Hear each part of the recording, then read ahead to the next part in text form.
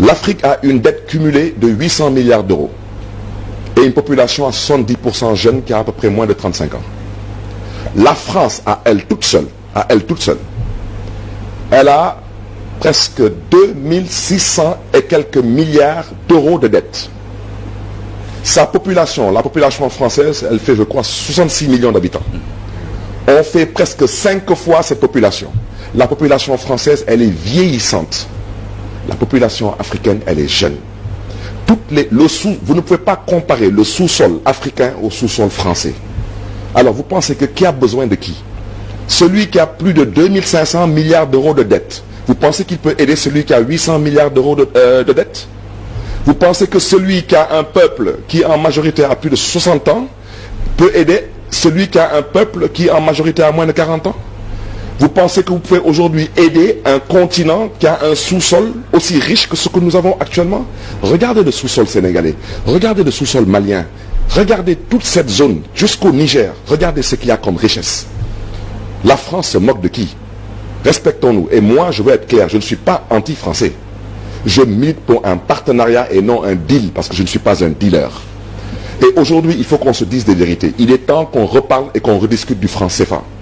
Parce que si le franc CFA doit continuer à exister dans ces conditions, ce n'est pas la peine. Cette monnaie aujourd'hui, elle ne peut pas garantir à la limite l'économie française et qu'en contrepartie maintenant, on soit présenté nous comme les mendiants. Les droits de tirage spéciaux que le président Macky Sall cherche aujourd'hui, soi-disant à obtenir, je ne dirais pas que de la France, parce que j'ai déjà dit, ils sont tous à Paris, tous. Mais vous pensez que les institutions de Bretton Woods, la Banque mondiale, le FMI, vous pensez qu'ils sont à Paris pour la France? Ou bien pour l'Italie? Ils sont à Paris pour nous. Alors pourquoi nous, on doit continuer à emprunter de l'argent et en mettant sur la table nos ressources premières? Au nom de quoi? C'est la raison pour laquelle je pense aujourd'hui qu'on aurait organisé un sommet entre la Chine et l'Afrique. J'aurais peut-être pensé que là, il y aura peut-être un potentiel de partenariat. Parce que, certes, les États n'ont pas d'amis, ils ont des intérêts, mais on sent au moins la Chine apporter une plus-value dans le développement de l'Afrique. Mais quant à la France, il faut qu'on se dise des vérités. Et il faut qu'on apprenne à se respecter. Cette relation entre l'Afrique et la France, elle doit évoluer vers un partenariat gagnant-gagnant. Il peut ne pas être équitable. C'est le cas, non? Mais ce n'est pas le cas. Je vous donne un simple exemple. On prend l'autoroute à péage Eiffage. Pourquoi les gosses l'ont cassé? Et pourtant, quand vous allez vers Touba, ce n'est plus Eiffage, c'est Ila Touba. Quand vous allez vers Sali, à partir de Toglou, ce n'est plus Eiffage. Mais pourquoi les gosses n'ont cassé que Eiffage?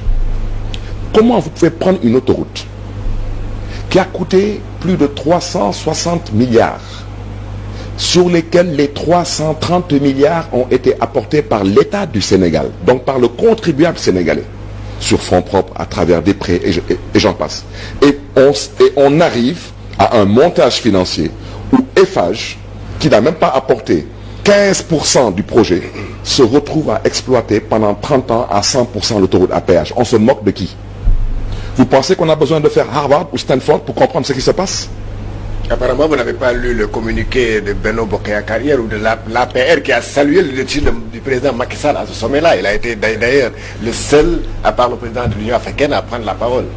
Vous parlez de qui ça? Le président Macky Sall. Oui, il a été félicité par qui? Par l'APR qui salue son leadership au niveau africain pour avoir été le seul président, à part le président de l'Union africaine, à prendre la parole devant Macron, à être d'ailleurs le porteur de ce projet-là sur l'annulation de la dette en Afrique. Mais peut-être parce qu'il espérait un dessert, je ne sais pas. Peut-être il espérait un dessert.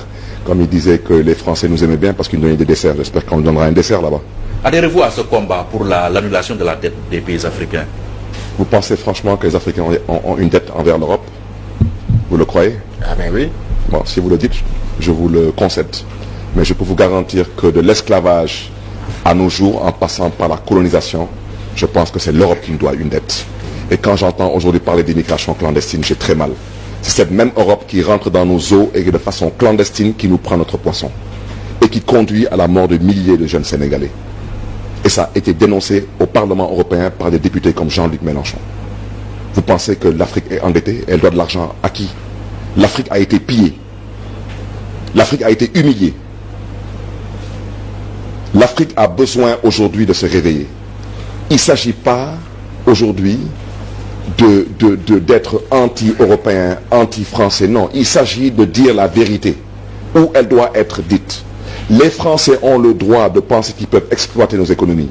Nous avons la responsabilité, nous, d'avoir des leaders qui doivent dire non et construire des partenariats avec des puissances qui veulent travailler avec nous. On doit continuer à s'apitoyer sur notre sort. Mais c'est la raison pour laquelle... on a été victime d'esclavage, de machines, de ceci ou de cela. Est-ce qu'il n'est pas temps que l'Afrique prenne son destin en main? Mais c'est la raison pour laquelle je dis que ce qui se passe à Paris, c'est une farce.